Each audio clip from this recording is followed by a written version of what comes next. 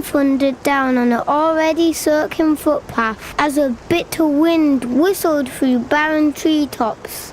Ancient timbers creaked on empty houses, and window shutters clattered noisily beneath the force of the storm now in its fourth day. The village had been abandoned as people hurried to get to safety.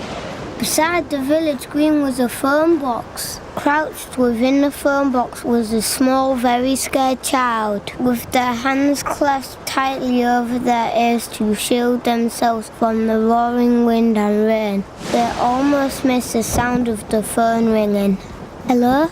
The voice on the other end of the phone spoke slowly and deliberately. "Hold on, my dear, this may be a bit of a bumpy ride." A flash of light filled the village green. The fern box, which had stood firmly in the same spot for more than 30 years, was gone. The fern box landed with a crash. As it tipped over, the boy inspected the bright yellowy landscape. A dusty windswept road with a horizon drenched with tall, cloudy mountains was not as the child had expected. "Where am I?" he whispered. Then he realized why he couldn't get out. "Help, someone!"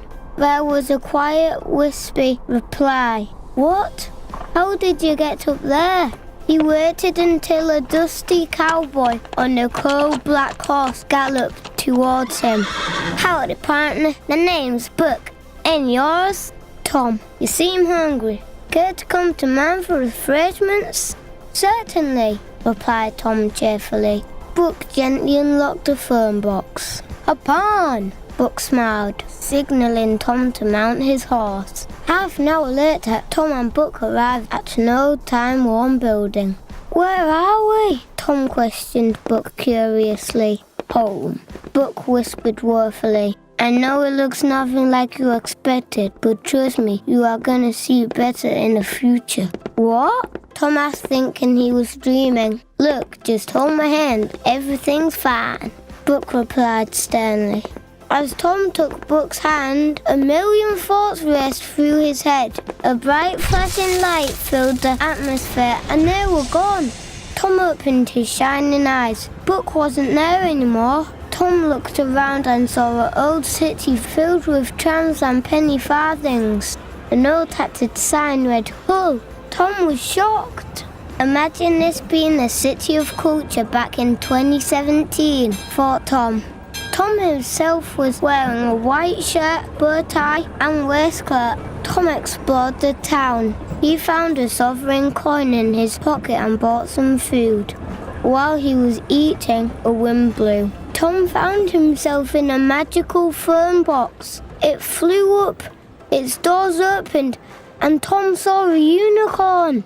Tom found a magic-powered glittery unicorn. Then that one unicorn split into two unicorns. Tom was shocked and excited to see them. But then an army of dragons and Vikings came for war.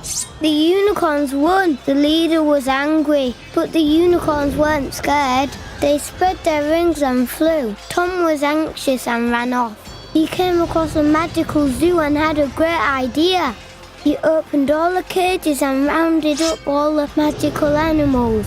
Took them all for battle alongside the unicorns. He was proud of his plan.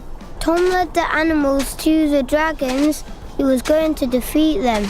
He then saw Buck. "You need to defeat the leader of the dragons," Buck said. "Why?" Tom asked. "The dragons took over our land and made it a miserable place. Now we can't get home because the magic's fading and the phone box has disappeared. If you defeat the dragon leader, all the dragons will fade and the land will return to normal, and you will be able to get back home." Buck gave him directions and Tom set off, wondering if he could do this quest. It was a long journey for Tom. Trees, mountains, and the same thing every step. Thankfully, his boredom soon came to an end. He was at the nest. He heard roaring and screaming from the cave. Tom gulped. He slowly stepped towards the gap. Suddenly, a man dressed in leaves and camouflage jumped out of a bush beside him. Are you trying to defeat the dragon leader? Well, here's a weapon to help you. The strange man gave Tom a gleaming golden sword. Tom stammered, Thanks. Tom walked into the cave. Around him, shivering, Tom saw millions of dragons sleeping. Tom suddenly stepped on a branch which snapped and made a loud cracking noise. The dragon leader's eyes opened slightly. Tom hid behind a huge stone. Tom had an idea. If he could creep up to the dragon leader and slay it, then the dragons would be under his command. Tom managed to get close enough to stick the sword in the dragon's tail. There was an almighty yelp, and then gold stardust flew into the air. All the dragons disappeared. Tom went outside and everything was back to normal, with people celebrating under the stardust in Hull City of Culture. Tom stood slightly dazed, staring at men, women and children dancing beneath showers of twinkling stardust. Their faces were bright and alive, and each one of them smiled and laughed while music filled the air. The night sky was filled with colourful lights, and the moonlight cast a beautiful blue haze across the gathered crowds. Tom wearily rubbed his eyes and looked down to his muddy feet and his tattered and torn trousers. His hands were filthy and his t-shirt was stained with dust and grime and dirt. His hair was filled with sand and debris. As he stood there, exhausted from his journey, Tom's eyes began to close. He felt his head slowly nodding forwards as he struggled to keep himself awake. As Tom opened his eyes, he saw he was once again sat on the floor of the old green telephone box. The door flew open and his dad reached down and picked him up, hugging Tom tightly. "We were so worried about you," said his dad, who looked remarkably like Buck the cowboy, as Tom's mum put her arms around them both.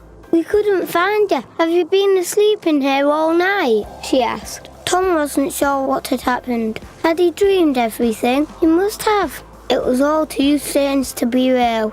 "I'm not sure, Mum," he exclaimed, "but I'm really happy that you're both here now."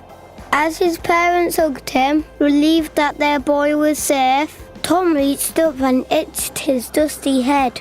As he did, a small dragon scale fell from his hair to the ground and twinkled a brilliant gold colour.